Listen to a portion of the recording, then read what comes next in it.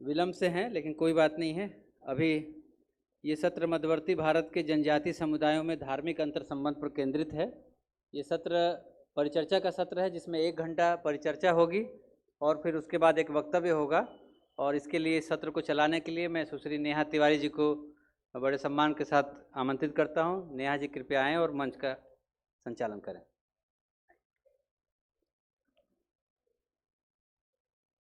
धन्यवाद मुकेश जी।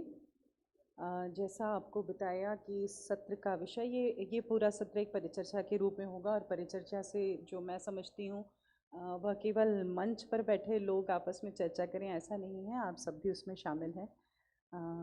जैसे सुनने वाले अलग और बोलने वाले अलग हों ऐसा नहीं है, परिचर्चा में हम सब एक साथ होते हैं। सबसे पहले मैं आग्रह करूँगी कि इस परिचर्चा में जो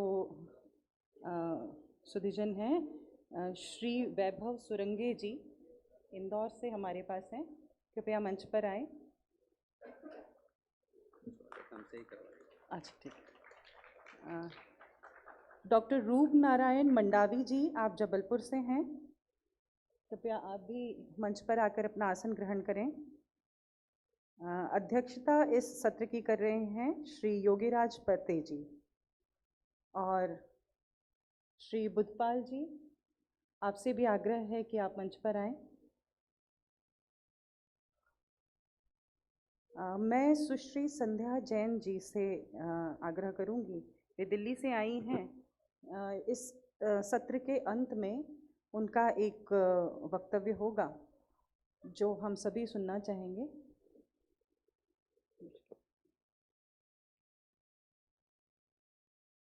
हमारे पास अलग से माइक है तो हम बैठकर, क्योंकि चर्चा की तरह है, यदि मैं यहाँ खड़ी रहूँगी तो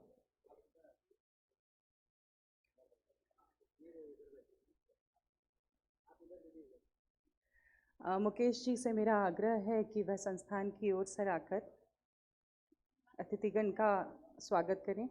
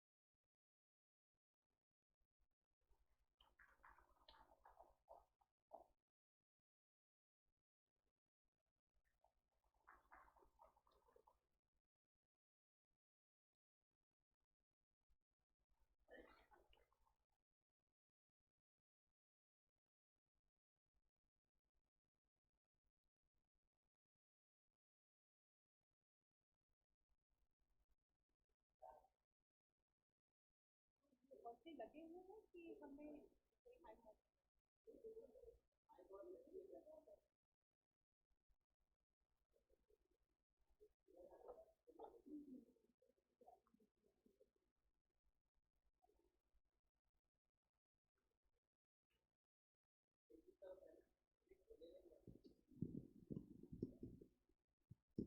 हेलो।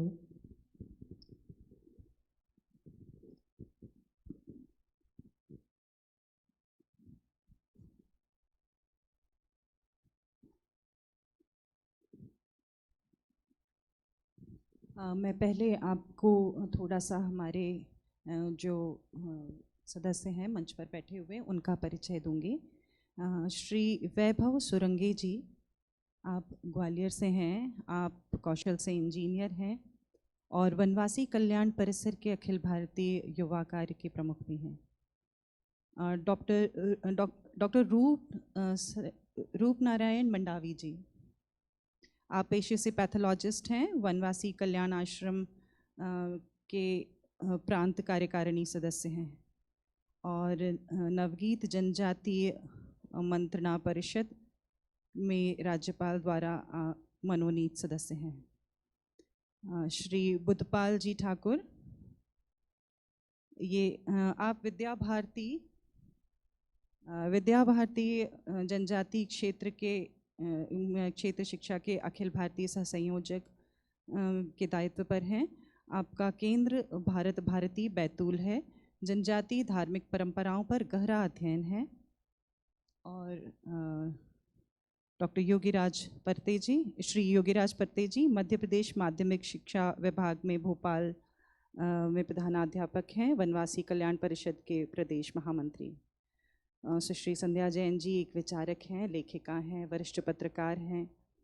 कश्मीर, बलूचिस्तान, त्रिपुरा के मतांतरण पर लेखन आपका प्रशंसनीय है। आपकी कई पुस्तकें प्रकाशित हैं और आप दिल्ली से हैं। विषय आप लोगों को शुरुआत में ही बताया गया। विषय जो है उसमें जो सबसे मुख्य बात है वह है कि मध्यवर्ती भारत का क्षेत्र हमने लिया है। मध्यवर्ती भारतीय क्षेत्र में जो जनजातियां हैं उनमें आपसी जो धार्मिक अंतर संबंध हैं, हमें उन पर परिचर्चा करनी है।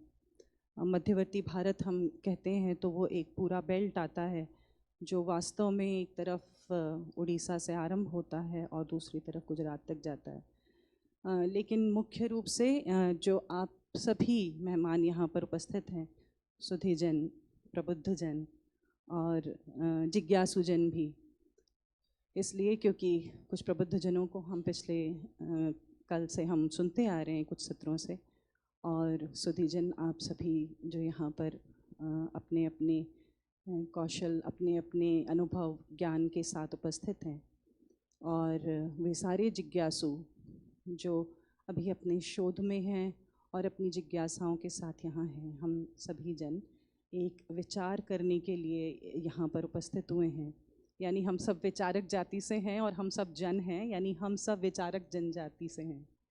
तो जनजाति शब्द का मुझे लगता है यह सबसे बेहतर परिभाषा होनी चाहिए, या जैसे कहना चाहिए सुपाठ होना चाहिए। डॉक्टर कपिल तिवारी यहाँ बैठे हैं, वे अक्सर कहते हैं कि कुछ हालिया दशकों में हमने शब्दों का बहुत कुपाठ किया है, तो हमें जनजाति शब्द का भी अब एक सुपाठ आरंभ करना चाहिए। दूसरी चीज़ जो दूसरा इस पूरे टॉपिक पर एक शब्द है धार्मिक अंतर संबंध। धार्मिक मैं अपने सारे विचारकों को आमंत्रित करने से पहले थोड़ा सा धार्मिक शब्द पर अपना मत स्पष्ट करना चाहती हूँ। धर्म तो जैसा, चूँकि ये धर्म से हमारी अपनी जिम्मेदारी बहुत बनती है, क्योंकि यह शब्द हमारी सनातन ज्ञान परंपरा से आया है, जहाँ धर्म में पूरी समष्टि होती है।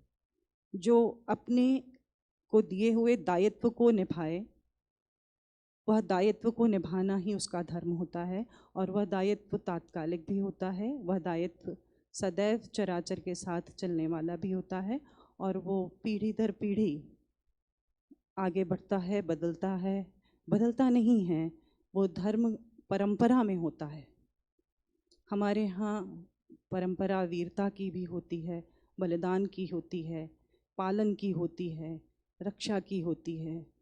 और आस्थाओं की यदि हम बात करें तो हमें लगता है कि इस पूरे धर्म को निभाने के लिए हमें हमारी परिकल्पना में हमारी अपनी आस्था जिससे जुड़ी हो, ऐसी एक शक्ति चाहिए होती है जिसे हम अपनी कल्पना के अनुसार स्वरूपित करते हैं। और कुछ स्वरूप हमें हमारे ज्ञानी जनों ने, जैसा कल डॉक्टर कपिल तिवारी ने बताया था कि गूढ़ ज्ञान को जानकर जिन ऋषिजनों ने हमें इस पूरी समष्टि को समझने के लिए, इसे चलाने वाली शक्ति पर जो उसका विस्तार बताया, उसके लिए कुछ स्वरूप दिए। वह स्वरूप वास्तव में केवल शारीरिक संरचनाएं नहीं हैं, बल्कि उसमें निहित हर एक सिंबल का अपना एक गहरा अर्थ उसके धर्म से जुड़ा हुआ है। और इसीलिए हम अपनी खुशियों के लिए, अपने उत्सवों के लिए, अपनी रक्षा के लिए, अपनी आवश्यकताओं के लिए, अपने प्रेम के लिए हमें हमारे देवी देवता चाहिए होते हैं, और हमारी आस्थाएं उन पर अटूट होती हैं, जो हमें निरंतर आगे बढ़ाती रहती हैं। मैं सबसे पहले इसी शब्द को लेकर चाहती हूँ कि हम एक चर्चा करें कि आस्थाओं के बारे में क्या आपके मन में कौंधता है, और क्या आप लोग सोचते हैं कि आपस में जितनी भी जनजातियाँ, इस पूरी जनजातियों से अब आप समझ सकते हैं कि हमें किस तरह से उसके बारे में सोचना चाहिए। सभी में आपस में आस्था को लेकर क्या समानता है?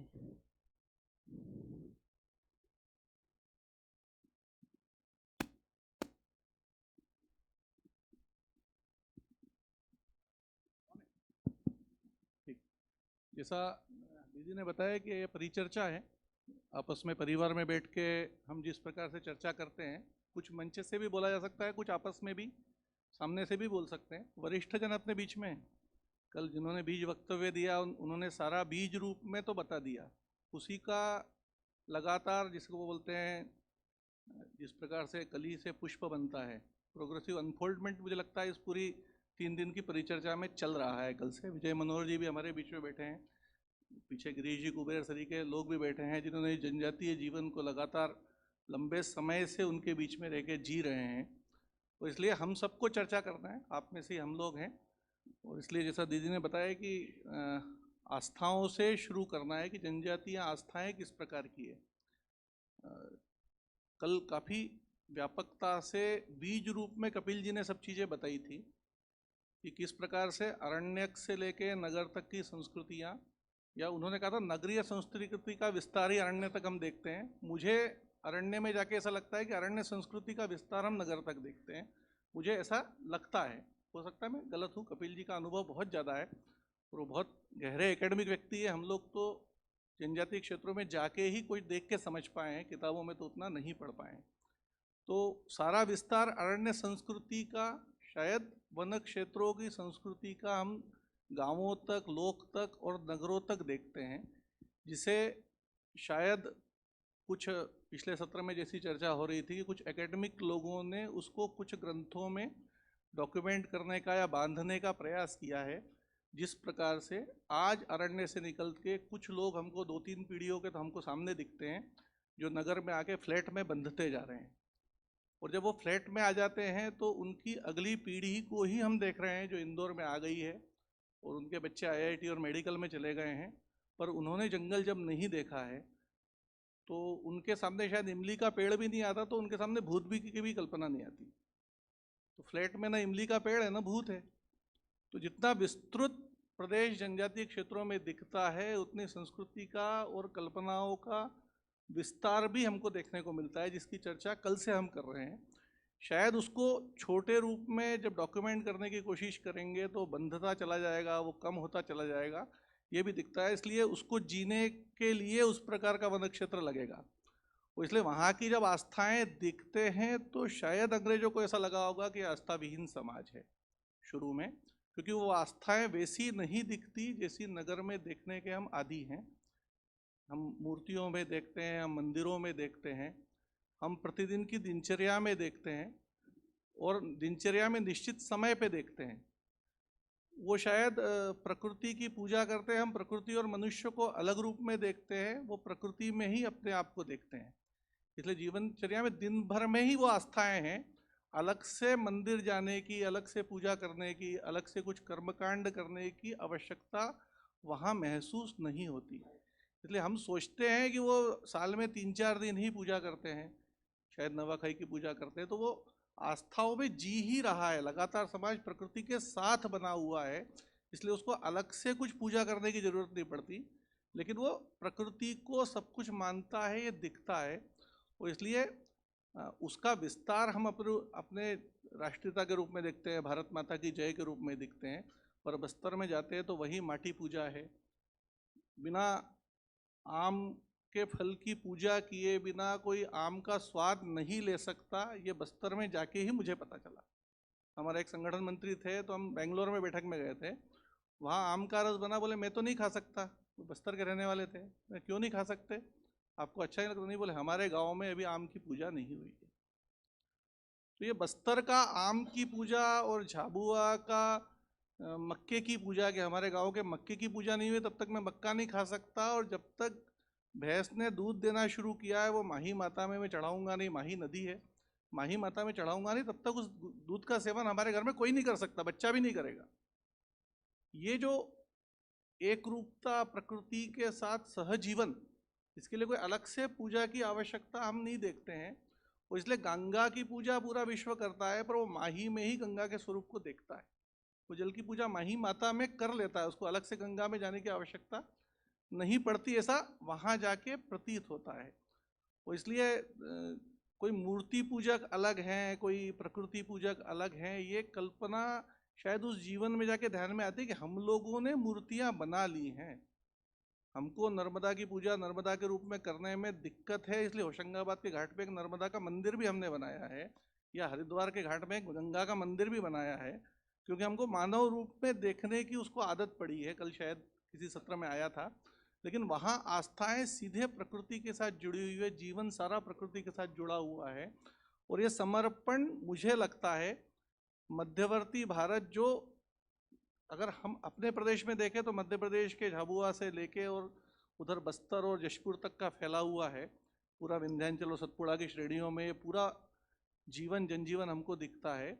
इसके प्रकृति की तरफ देखने की दृष्टि, प्रकृति को पूजने का तरीका, उसके प्रति समर्पण और उसके साथ सहजीवन, मतलब अगर हाथ में लकड़ी है तो वो लकड़ी को चढ़ा देता है, हाथ में पत्ता है तो पत्ते को चढ़ा देता है, हाथ में पत्थर है तो पत्थर को चढ़ा देता है। वहाँ पर जो कुछ उसके पास है वो चढ़ा देता है। इसलिए जो वो कुछ खाता पीता है वो समर्पित करता है। इसलिए कोई भी भगवान की पूजा बिना धार दिए पूरी नहीं होती। और बाहर से जब हम जाते तो हम सबसे पहले उसको बोलते हैं कि भैया अगर आपको आगे बढ़ना है तो शराब छोड़ दो। तो उसके लिए कितना कठिन है ये बात सुनना, ये बात आपकी सुन रहा है, यही अपने आप में कितना कठिन है, क्योंकि वो आस्था के रूप में तो धार दे रहा है भगवान को। और आप जाते बराबर पहली लाइन ये बोलते हो कि भैया आप शराब छोड़ दो, वो सुन लेता है उसके बाद भी, क्योंकि वो आस्थावान है, वो बाहर के लोगों का सम्मान करता है, वो अतिथि देवो भव वाली संस्कृति में जी रहा है। इसलिए कोई भी संत जाता है तो उपदेश देता है, लेकिन वहाँ रहता है तो उसको समझ में आता है कि मैं जिन उपदेशों को दे रहा हूँ वो यहाँ जिया जा रहा है। इतनी गहरी आस्थाएं दिखती हैं जब हम अनुभूति करते हैं। तो इसलिए मुझे ऐसा लगता है कि जनजाति समाज की आस्थाएं किताबों में समझाना बहुत कठिन है, देख के भी उसको समझना बहुत कठिन है। जो वहाँ रहता है, अनुभव करता है, वो उसको जीते हुए देखता है, तब समझ में आता है कि वो कितने गहराई से उस जनजीवन के साथ जुड़ी हुई है। मुझे लगता है आस्थावान समाज, इसलिए अंग्रेजों ने ये भूल शायद की होगी, मेरा ऐसा अनुमान है कि उनने शायद ये भूल की थी कि उनने सोचा था कि ये समाज आस्था विहीन है। और संविधान सभा में भी कुछ कन्वर्टेड लोगों ने तर्क दिया था कि हमारा समाज तो आस्था विहीन है, इसलिए कोई ईसाई बन गया, हिंदू रह गया, इसका कोई फर्क नहीं पड़ता। पर इन आस्थाओं के सहारे ही संस्कृति आगे बढ़ी हुई है, गहराई से वो एक दूसरे में गुंथी हुई है। इस बात को बाहर के व्यक्ति को समझने में शायद समय लगता है, इसलिए बहुत दिनों तक भी वे कोशिश करते रहे कि कन्वर्जन बहुत तेज हो जाए। लेकिन 1970-80 के आते आते शायद वो लोग भी समझ गए कि कन्वर्जन यहाँ करना बहुत असंभव है। 5%, 10% से ज़्यादा लोगों को भी इतना लंबा शासन चला उनका, इतने पैसे खर्च हुए होंगे, इतने ईसाई मिशनरीज आके वहाँ ख़त्म हो गए, इतना उनने एकेडमिक अध्ययन किया एक एक चीज़ का बारीकी से, जी उसके बावजूद भी उन आस्थाओं को वो बदल नहीं पाए।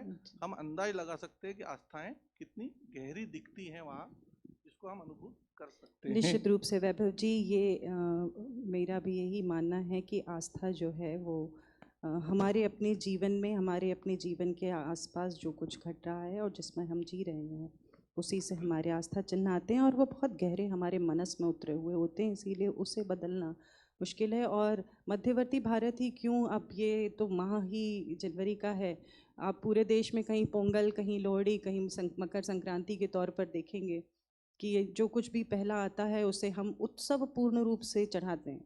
कल मैं यहाँ पर उपस्थित अधिकांश लोगों के साथ मानव संग्रहालय गई थी, तो वहाँ पर हमने यही देखा कि हमारे पूरे देश में ये एक उत्सव धर्मिता तो है ही, एक छोटा सा कारण भी होता है। तो हमारी जिस पर आस्था होती है, हम उस स्वरूप के सामने पूरा गांव या पूरा कस्बा, पूरा क्षेत्र इकट्ठा होकर और जो कुछ भी हमारे पास नया होता है हम उसे चढ़ाते हैं। हम सब छोटे थे तो हमें हमारे घर में पहला कपड़ा मिलता था, तो हमारी माँ कहती थी जाके पहले भगवान को चढ़ा कर आओ। आज भी हमारे घर में कंप्यूटर आता है, चाहे गाड़ी आती है, हम सबसे पहले उसे भगवान को समर्पित करते हैं और उसके बाद हम उसमें भी टीका पूजा लगा देते हैं। यानी हमारे यहाँ अगर मिसाइल भी आती है तो राजनाथ सिंह जी जो हैं, उनकी आस्था उस शक्ति पर इतनी है कि वो उस मिसाइल पर या उस रफेल पर भी जाकर पहले पूजन करते हैं। तो ये केवल मध्यवर्ती भारत की नहीं, ये पूरे भारत के इस संस्कार की, जैसा कि कहा था कि ज्ञान को ही हमने संस्कृति बनाया है, हमने उस परम शक्ति को ही अपने जीवन में, अपनी संस्कृति में उतारा है।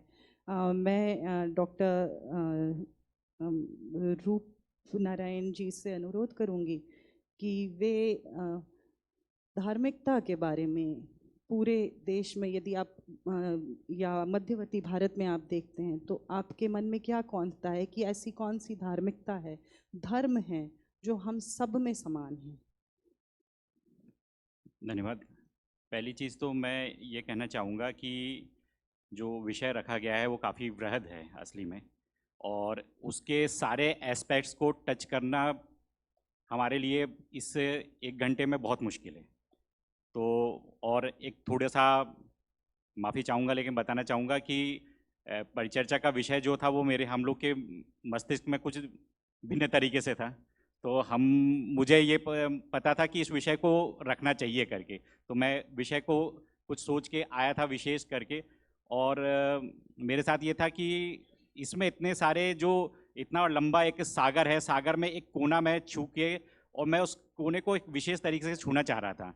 तो यदि अध्यक्ष महोदय और आप लोग की थोड़ी सा हो, क्योंकि मुझे मालूम है कि जब तक हम किसी तरह से विषय नहीं रखेंगे तो वहाँ से सवाल भी नहीं आ पाएगा, तो वो परिचर्चा नहीं हो पाएगा। और संध्या मैडम का तो हमको सुनना ही है विशेष वक्तव्य।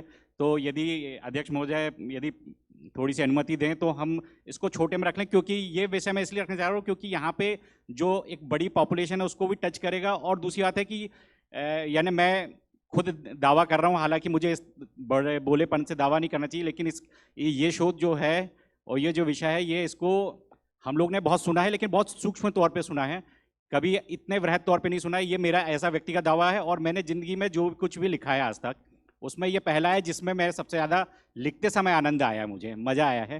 तो मैं चाहूँगा थोड़ी सी अध्यक्ष महोदय से कि एक बार मुझे छोटा सा, और समय सीमा का ध्यान रखूँगा, जल्द से जल्द निपटाने की कोशिश करूँगा।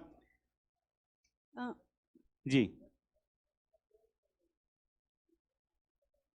नहीं, तो वो यहाँ से जो है वो कोई सवाल करेंगे, उनका जवाब देंगे तो ज़्यादा अच्छा रहेगा। ऐसा नहीं है रूपनारायण जी, आप यदि आप चाहें, यदि आपके मन में ऐसा कुछ भी जो हमने बात आस्था पर की है या धार्मिकता पे, हाँ, या उसी धर्म पर पर हम रखेंगे। कर रहे हैं, नहीं उस पे करेंगे जैसा है नहीं, क्योंकि ये परिचर्चा है। यदि आपका कोई मत है तो आप उसे दीजिए, नहीं तो आपका जो विषय है उस विषय को बताइए, हम उस विषय को भी परिचर्चा में लेंगे। हाँ। क्योंकि अभी मतलब अभी हमारे पास 50 मिनट बचे हैं। जी हाँ। हम उस 50 मिनट में हमारे पास अभी काफ़ी विषय हैं जिन पर हम चर्चा कर सकते हैं। जी जी, है ना, इसीलिए आप अपना विषय बताइए, आप किस विषय पर चाहते हैं कि यहाँ पहले चर्चा हो, आप जो अपना विषय बताइए। मैं जो विषय लेके आया हूँ वो गोंडी जो विशेष चिन्ह है, उसको मैं चिन्ह बोल रहा हूँ, अंक नहीं बोल रहा हूँ, 750 जिसको बोलते हैं, उससे कैसे मध्य भारत और अन्य संस्कृतियां हैं उनके बीच में किस तरह से अंतर संबंध स्थापित होता है। क्योंकि मैंने बताया अंतर संबंध में भी इतने सारे कड़ी हैं जिसको हम नहीं कर सकते। यदि इसमें तो उसमें से हम एक पोर्शन ये चाहें तो विस्तृत में ले सकते हैं, और यदि किसी तरह से सवाल रहेगा तो हम उसको जवाब नहीं, देंगे। आप एक काम कीजिए, अभी जो बातें वैभव जी ने आस्था पर कही हैं, आप जो विषय बता रहे हैं वो उन चिन्हों पर उनकी आस्थाओं के बारे में ही, मुझे जैसा और उससे अंतर संबंध, बिल्कुल बिल्कुल अंतर संबंध तो हमारा, हम सब उस अंतर संबंध को जीने के लिए ही यहाँ पर बैठे हैं। तो आप बोलिए, आप उसी पर बोलिए, बिल्कुल बोलिए। निश्चित रूप से आप आस्थाओं पर, ये जिन चिन्हों पर आप बात करने के लिए आए हैं, आप उस पर अपना मत व्यक्त कीजिए। जी। तो क्या मैं मंच में आके कर सकता हूँ क्या?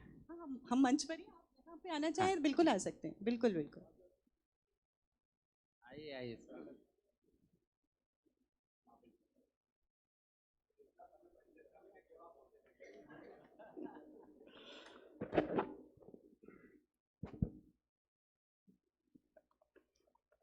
हम लोगों को जैसे अभी जो परिचर्चा चल रही थी उसमें सबसे मुख्य चीज़ जो रहती है वो उत्सुकता रहती है, और मानव जीवन में सबसे ज़्यादा उत्सुकता हम लोगों को भूत और भविष्य की होती है।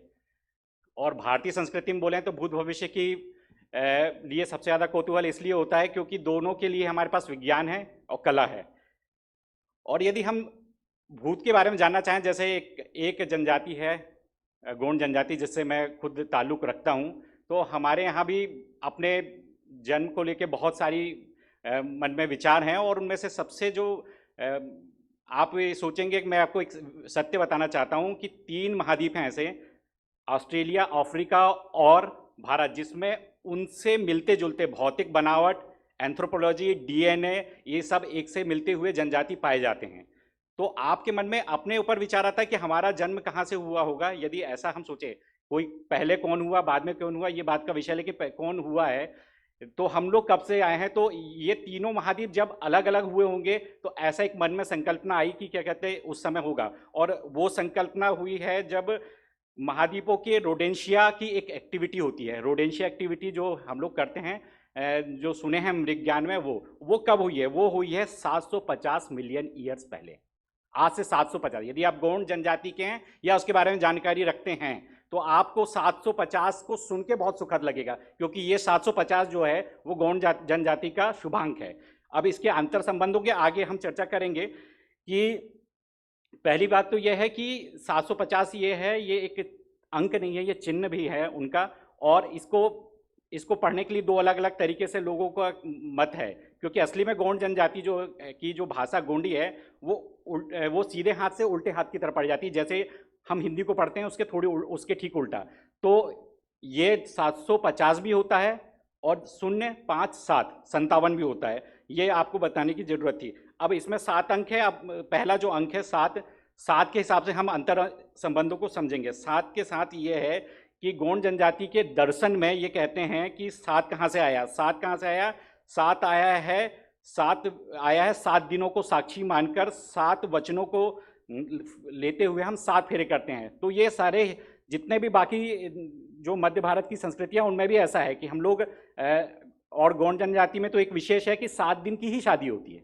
7 दिन की शादी होती है, 7 वचन लिए जाते हैं जो भी सब में अंतर संबंध है, और 7 हम फेरे लेते हैं, ये भी अंतर संबंध है। यहाँ से उसके 750 के 7 की उत्पत्ति हुई है। दूसरा है कि 7 जो है वो प्रकृति का उद्बोधक है, क्योंकि 7 महाद्वीप होते हैं, 7 समुद्र होते हैं, 7 रंग होते हैं, 7 सुर होते हैं, 7 दिन होते हैं। ये हमारी प्रकृति को उद्बोधन करने के लिए हमने 7 को यहाँ से भी उठाया है। और ये जो प्रकृति पूजा है ये मध्य भारत के जितने बाकी जो भी जनजाति समुदाय हैं और गैर जनजाति समुदाय भी हैं, जिनको हम आज की डेट में गैर जनजाति बोलते हैं संवैधानिक तौर पे, उन पे भी ये समान तरीके से दर्शाता है।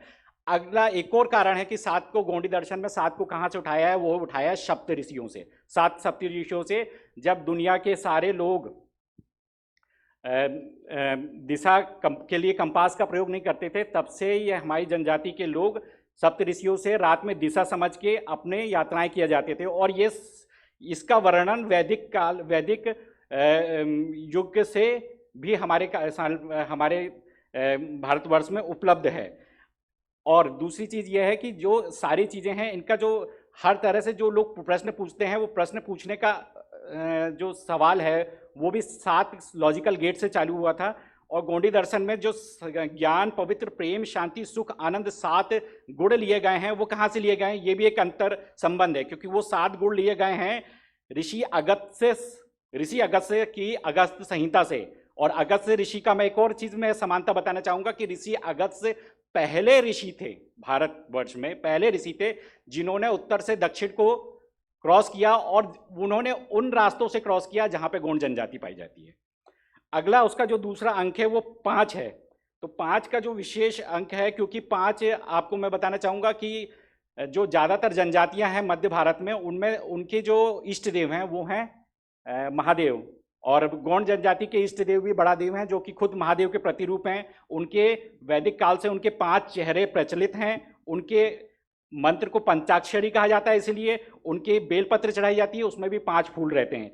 ये अंतर संबंध है जिसकी वजह से किया जाता है। दूसरी 5 में एक खासियत मैं उसको बताऊंगा नहीं, क्योंकि थोड़ी समय सुविधा, माफ़ करिएगा, थोड़ी जल्दी बढ़ता हूं, क्योंकि जहां जहां मुझे ज़्यादा चीज़ें मिलती है मैं उसको जोड़ने की कोशिश करता हूं कि वो 5 जो हैं वो 5 तत्वों से लिए गए हैं। वो भी हमारे वैदिक और क्या कहते हैं अन्य जनजातीय समुदाय में सभी में लिए गया है कि 5 तत्व से हम बने हैं और 5 तत्वों में हम हो जाते हैं। कौन से हैं, इसको भी जल्दी से आगे बढ़ जाते हैं। अगला है शून्य, जो 750 का तीसरा अंक है शून्य। शून्य में जो है गौंडी दर्शन में 2 तरीके से लिया गया है। एक तो लिया गया है, शून्य को हम लोग निरंकार मानते हैं, आप समझ गए होंगे कि इष्ट देव बड़ा देव को संबोधित करता है। दूसरा ये रहता है कि शून्य जो है वो मैं आपको उसको भी बाद में बताऊंगा, वो माँ आदिशक्ति को समर्पित करता, कैसे होगा वो बताऊंगा मैं आपको बाद में।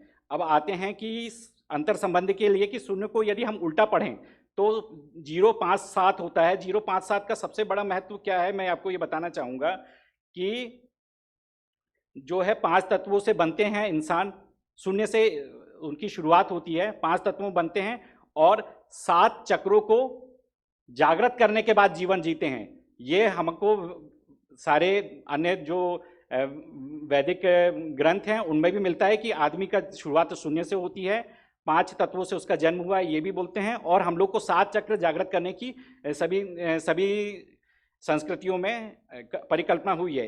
एक वैदिक युग से हमारा एक अंतर संबंध 057 का एक और है, क्योंकि 057 जो है 57 वर्ष पूर्व से ही विक्रम संवत चालू होता है। जो नॉर्मल अपना जो क्या कहते हैं कैलेंडर है उससे 57 ईसा पूर्व जो है वहाँ से वैदिक चालू होता है। और गोंडवाना की एक और है कि गोंडवाना में जो 52 गढ़ थे, उन 52 गढ़ के अलावा 5 जो थे रक्षा तंत्र बनाए गए थे, 5 दीवारें बनाई गई थी, उनसे मिला के 57, यही 5-57 जो थे ये सुरक्षा तंत्र होता है गौंडी व्यवस्था का। इस तरह से वो बना था। इसको मैंने थोड़ी जल्दी, लेकिन टोटम का मैं जरूर लेना चाहूँगा कि टोटम में 750 के जितने भी लोग बैठे हैं वो लोग यदि जानते हैं तो 750 का गोंडी में कैसे विलोपन हुआ ये सब समझते हैं। लेकिन उसमें मैं एक और चीज़ समझाना चाहूँगा कि आज की डेट में आप में से कितने लोग हैं जो कि 9 या 10 देव के हैं? मेरे ख्याल से कोई नहीं है, कोई नहीं है। तो मैं बताना चाहूँगा कि शादी की व्यवस्था, जिसको अभी कल भाई साहब सनातन का जिक्र कर रहे थे कि सनातन कभी पुराना नहीं होता, गौंडी व्यवस्था में भी ये कभी व्यवस्था पुरानी नहीं हुई। पहले उन्होंने 12 देव से चालू किया, व्यवस्था में दिक्कत आई तो उसमें नयापन लाया गया। आज की उसके बाद जो है 1 से लेकर 7 देव तक का ही विवाह संबंध का प्रचार बना। देखिए 12 से 7 में आए हम, 7 में क्यों आए कि 750 का पहला अंक होता है। उसके बाद फिर शादी विवाह में दिक्कत आई तो उन्होंने 1 देव और 2 देव को विलोपित कर दिया। उसकी जगह कहाँ से ले आए? 3 देव, 4 देव, 5 देव, 6 देव और 7 देव, ये देवों को हम लोग लेके आए। और ये 5 देव लेके आए तो 5 कहाँ से ले आए अपन? क्योंकि 750 का दूसरा अंक भी 5 होता है। उसके बाद शून्य जो है वो इस बात का प्रतिलोपन करता है कि कहीं भी यदि हम लोग गोत्र व्यवस्था को शून्य कर देंगे तो उससे कोया वंश समाप्त हो जाएगा, ऐसी परिकल्पना मानी गई है जनजातीय समुदाय में। थोड़ी सी जल्दी लेने चाहूँगा मैं सारी और भी चीज़ों को कि कोई बड़ी चीज़ ना छूट जाए। कि दूसरी बात है कि इसका संबंध जो गोंडी का है वो तेलुगु से भी बहुत ज़्यादा है। कि तेलुगु में जो 057 हैं उसमें से 5 जो है वो असली में तेलुगु में मुरिया पागा जैसा दिखता है, और 7 जो है वो ठीक माफ करिएगा 7 जो है वो नागवंशियों का के आकार का दिखता है। जो नागवंशी हैं, आपको मैं बताना चाहूँगा कि गौंड जनजाति जो है वो दक्षिण भारतीय मानी जाती है और उसमें उसके जो राजवंश है उसको नागवंशी का दर्जा मिला है, तो वो उसको उद्बोधित करती है। 750 से जुड़ा, अब हमने 057 को ले लिए, जल्दी से मैं 750 को ले लेता हूँ, उसमें क्या चीज़ें छुड़ी हैं तो कुछ साइंटिफिक चीज़ें हैं, जल्दी जल्दी कर लेता हूँ क्योंकि उसमें कुछ नहीं है कि जो हमारे हम लोग को देखने के रंग हैं, इतनी साइंटिफिक शब्द है 750 की, इतना कि जो देखने की रेंज की असली वेवलेंथ है आखिरी वो 750 नैनोमीटर होती है। उसके बाद ऑक्सीजन जो हमारे जीने के लिए सबसे ज़्यादा जरूरी है, यदि उस ऑक्सीजन को अपने स्वाभाविक रूप में रहना है तो उसको 750 नैनो वो mm के प्रेशर में ही रहना पड़ता है, तभी वो स्वाभाविक रूप में रहती है। तीसरी चीज ये है कि 750 को एक साल के आधे दिन में हम यदि कन्वर्ट कर दें, 365 से यदि डिवाइड कर दें तो वो 2 साल होता है। और ये 2 साल जो रहते हैं गोंडी दर्शन में अर्धनारीश्वर को दर्शाते हैं। एक तो महादेव का वर्ष रहता है, एक रहता है आदि शक्ति का वर्ष। उसके बाद 750 जो है ये भी एक गोंडी में एक विज्ञान से आया है और वैदिक से संपर्क करता है कि 750 घंटे को यदि आप दिन में कन्वर्ट करते हैं तो वो मैक्सिमम 31 दिन का शो करता है, प्लस कुछ घंटे का, जो कि वैदिक काल के साथ मैच करता है कि वैदिक दर्शन के साथ, कि 31 दिन एक महीने में मैक्सिमम होने चाहिए। ये व्यवस्था जो है ये गोंडी हमने दर्शन से लेके आए हैं। दूसरी बात है कि गोंडी संबंध का आप लोग सभी जानते हैं कि सिंधु, हाँ बस 4 लाइन बची मेरी। सिंधु घाटी सभ्यता से परिचय बताया गया है। सिंधु घाटी परिचय से जो है वो अभी हम बात कर रहे थे कि सरस्वती सूख गई, उसके बाद आए वहाँ से गंगा में आ गए, तो वो जो कार्यकाल है वो भी 750 BC में हुआ था। उसी समय में हम लोग आए थे। और उसके साथ एक छोटा सा संयोग ये है कि नारद पुराण में भी 750 श्लोक हैं। और समय की सीमा है इसलिए मेरे 5 और अंश हैं, लेकिन मैं उसको जानबूझ के छोड़ना चाहता हूँ ताकि, क्योंकि उनका ज़्यादा अंतर संबंध से विषय नहीं है, लेकिन यदि किसी को भी चाहिए होगा तो मैं इसकी फोटोकॉपी दूंगा जरूर। और मुझे लगा आपको विषय अच्छा लगा होगा और इससे जुड़ा कोई भी सवाल है तो मैं जवाब जरूर दूंगा अभी के अभी। धन्यवाद। रूपनारायण जी, आपने वाकई बहुत परिश्रम किया है इतनी सारी जानकारियाँ जुटाने के लिए और हमसे साझा किया आपने, धन्यवाद। हम अब अपने विषयों पर यदि वापस जाते हैं तो अभी आस्था चिन्हों पर भी बात हो गई हमारी और आस्था पर हमने बात की। एक जो सबसे पूरे देश में हम जो सबसे समान भाव देखते हैं वो मातृ पूजा का देखते हैं। और ये जो मातृ पूजा है यह नदी माता के रूप में भी है, प्रकृति माता के रूप में भी है, स्त्री माता के रूप में भी है, गौ माता के रूप में भी है, भाषा माता के रूप में भी है और भूमि माता के रूप में भी है। और जैसा कि डॉक्टर तिवारी बताते हैं हमें कि पराम्बा है, वह 7वीं शक्ति जो है वो पराम्बा है। लेकिन षठ मातृकाएँ जो हैं उसका भाव, उसकी परिकल्पना हमारे पूरे देश में है और सभी समुदायों में है। वे समुदाय चाहे अरण्यों में रहते हों, चाहे सागर किनारे रहते हों, चाहे हिमालय की तराइयों में या हिमालय पर्वत पर रहती हों या अब नगरों में बस गए हों, वो माताएं हैं। और जहाँ तक हमने अपनी सनातनता में अपनी माता पर अपनी आस्था जमा कर रखी है वहाँ तक हमारे समाज में शुद्धता भी बची हुई है। जिन समाजों ने, समाज के जिन समुदायों ने या जिन परिवारों ने माता का सम्मान और माता पर अपनी आस्था खो दी, वे समाज किस तरह से कुरूप हो गए और विद्रूपता की हद तक चले गए वे हमसे छुपा नहीं है। और किस तरह हमारे भीतर ही जैसा कल डॉक्टर साहब ने कहा था कि जहाँ शक्ति की पूजा जिन जगहों पर नहीं होती है, जिन मान्यताओं में नहीं होती है, वहाँ स्त्री का जहाँ सम्मान नहीं होता, जहाँ स्वीकार्यता नहीं होती, वे अंततः किस तरह खत्म होते हैं या उनमें जो विद्रूपता और जो अनाचार उनमें आता है वह कितना भयावह होता है और उसका परिणाम भी बहुत भयावह होता है। मुझे लगता है कि मैं स्वयं उतना ना बोलूं, मैं आमंत्रित करती हूँ डॉक्टर बुद्धपाल जी को कि वे मातृकाओं का, मातृशक्तियों के बारे में, यानी हमारी षठ मातृकाओं के बारे में वो क्या विचार करते हैं कि क्या समानताएं हैं हम सभी में इस भाव को लेकर। धन्यवाद। अभी आप सब लोगों ने मंच से जो उपस्थित लोग हैं उनके विचार सुने, तो मेरे सामने जो प्रश्न आया है उसका जवाब मैं आप लोगों से ही चाहूँगा कि मातृशक्ति के बारे में हमारा क्या है। क्योंकि हम सब लोग ज़मीन से जुड़े हुए लोग हैं और उस जाति जनजाति के हैं जिन पर दुनिया शोध कर रही है। मतलब आप सब लोग जो चलते फिरते हुए एक शोध केंद्र हैं, ये तो मानते हैं। तो जब हम चलते फिरते शोध केंद्र हैं और मंच की अपेक्षा भी ये है कि आपकी आस्था कैसे प्रकट होती है, कल डॉक्टर साहब ने पहले किया कहा था, पहले वाक्य में उन्होंने कहा अभी तक जो हुआ हम अपने अपने को दूसरों की नज़र से देखते थे। आज ये बड़ी खुशी की बात है कि हम अपने को अपनी नज़र से देखने की कोशिश कर रहे हैं और ये इतिहास बदलने वाला है। इसलिए आज का जो विषय है जो आया है, मंच ना बोलकर आप सब लोगों के बीच में से, चूँकि शोध के हम केंद्र भी हैं, शोध के हम सहभागी भी हैं और इतनी सब हमने कल से आज तक की जो परिचर्चा सुनी, आस्था सब में जो हम में है वो सनातन में है, कहीं भिन्नता नहीं है। उसके बाद भी हमारा समाज अलगाववाद की ओर क्यों जा रहा है? तो कहीं न कहीं हमारी आस्थाओं की चिंता करना पड़ेगी और वो चिंता जो हम कर रहे हैं अपने क्षेत्र में, तो अपने यहाँ पर अनेक जनजाति के लोग हैं। तो मैं ऐसा सोचता हूँ कि एक एक जनजाति से कोई भी व्यक्ति अपना मातृ भूमि धरती माता के प्रति आस्था के बारे में वो क्या सोचता है, उसके गांव में क्या परंपरा है, थोड़ा सा बताएंगे तो शब्दों में खड़े होकर, तो बहुत अच्छा रहेगा। आप पीछे मंच भी माइक भी है ना, पीछे भी है। हाँ बुद्धपाल हाँ जी ने एक महत्वपूर्ण बात तो यह ज़रूर कही कि हम अपनी आस्थाओं में खास तौर से, विशेष तौर से हम माताओं के प्रति जो हाथ हमारी उठाएंगे कोई आस्थाएं हैं, जो बोलना हम है, उससे ठीक है। भटकते जा रहे हैं। तो अब भी हम में जो पारंपरिक रूप से हमारी आस्था बची हो, हम उसे साझा करेंगे थोड़ा संक्षेप में, और हम कोशिश करेंगे कि हम इसे केवल भूमि माता के तक सीमित ना रखें।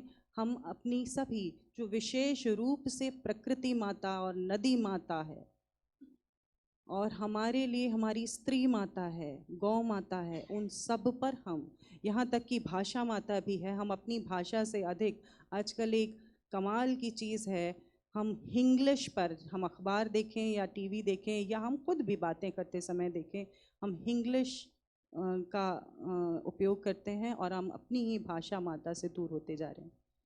तो ऐसा अगर हम समग्रता से इस विषय को रखें तो हम ज़्यादा बेहतर साझा कर पाएंगे। मैं पश्चिमी मध्य प्रदेश झाबुआ जिले से भील जनजाति से हूँ। श्यामा ताहेड़ स्वागत। नाम है मेरा। धार्मिक आस्था और मातृ शक्ति के प्रति हमारी क्या भावना है, इस विषय पर चर्चा चल रही है।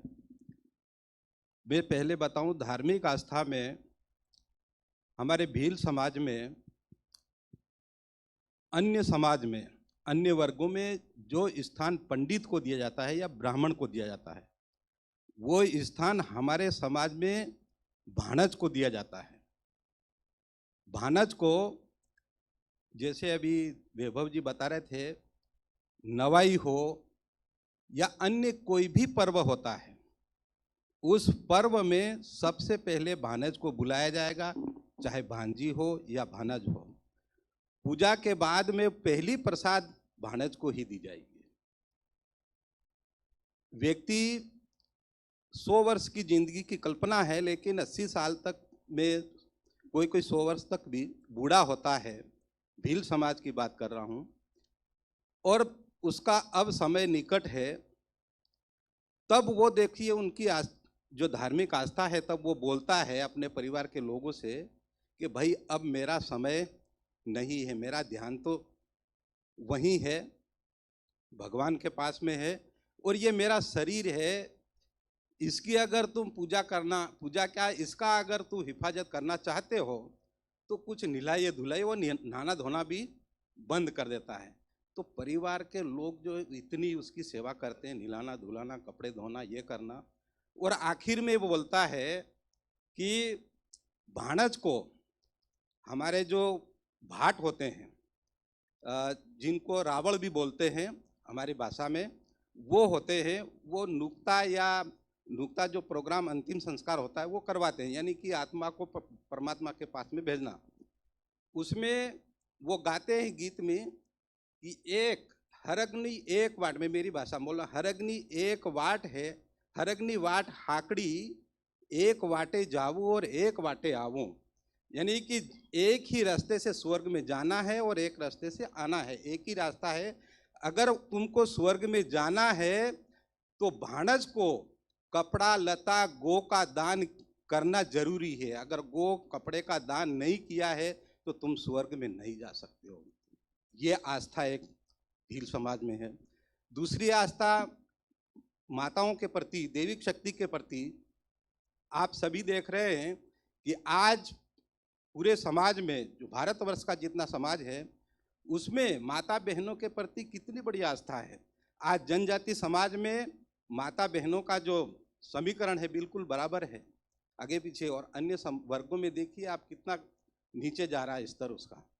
तो इससे ही साबित होता है कि हम जो है मातृ शक्ति के प्रति कितने समर्पित हैं और माता बहनों का, दैविक शक्ति गो माता का कितना ध्यान रखते हैं, यहीं से साबित हो जाता है।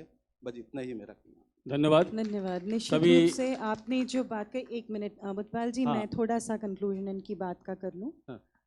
आपने जो बात कही उसमें दो बहुत महत्वपूर्ण विषय निकल कर आए। एक तो जिन समाजों में स्त्रियों को बराबर का मान था या है और अब भी उसका पालन हो रहा है, उन समाजों में किसी किस्म की कुंठा या किसी किस्म की बुराई नज़र नहीं आती। लेकिन उन समाजों में से निकलकर जो लोग नगरों में आ गए हैं और नगरों से जो लोग उन समाजों के भीतर जा रहे हैं, उन्हें उन्हीं की आस्थाओं पर प्रश्न चिन्ह लगा रहे हैं। अभी जैसे वैभव जी ने कहा कि यहाँ से संत लोग उनके पास जाते हैं और उन्हें समझाते हैं कि शराब मत पीजिए, और जब तक वहाँ पर रहते नहीं हैं तब तक वो उसका भाव नहीं समझ सकते, उसका महत्व नहीं समझ सकते कि वे तो वहीं उन्हीं भावों में, उसी आस्थाओं में, उसी अध्यात्म में जी रहे हैं।